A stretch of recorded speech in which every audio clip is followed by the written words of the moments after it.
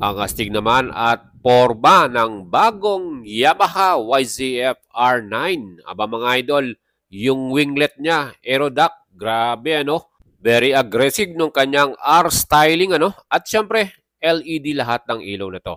Mga idol, naka-display ngayon yan sa Yamaha Motor Show 2025 at pwede nyong makita yan. Ang color na to ay Icon Blue with same engine ng MT-09 890cc, crossplane triple cylinder, napakaganda ng exhaust sound niyan with fully adjustable KYV suspension, very premium mga idol ano, at bagong 5-inch TFT color display and equipped ng Yamaha riding modes at syempre meron din tong phone connection.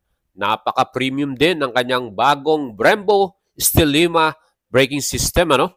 At syempre ang ating pinaka-seat natin dito, ang height ay 830mm at ang forma din ng ating very wide tires na Bridgestone Batlux plus monoshock din likuran nito na fully adjustable. At mga idol, ang bagong super sports bike na to ay naka-display pa lamang at wala pa siyang price so hindi pa ni-reveal ng Yamaha Motors Philippines. Kaya stay tuned sa ating Facebook page, like and follow nyo yan dahil i-update natin kayo dyan. Plus ang available na color na to ay Icon Blue at syempre meron pa tayong Tech Black or All Black mga idol.